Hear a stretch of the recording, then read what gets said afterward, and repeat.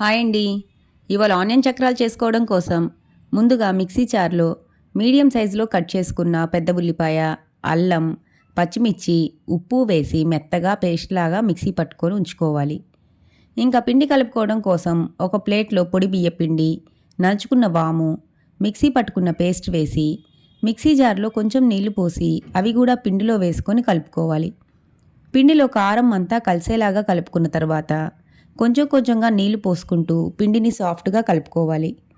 చక్రాల గిద్దలో పెద్ద చక్రాలు చేసుకునే ప్లేట్ వేసి కలుపుకున్న పిండిని పెట్టుకొని వేడి చేసుకున్న నూనెలో చక్రాలు వేసుకోవాలండి. నూనె పొంగు తగ్గిన తర్వాత చక్రం రెండు వైపులా వేపుకోవాలి. చక్రాలు బయటకు తీసాక ఇంకా రంగు మారుతాయండి. అందుకని ఈ చక్రాలు లేత రంగులో ఉన్నప్పుడే తీసేసుకోవాలి.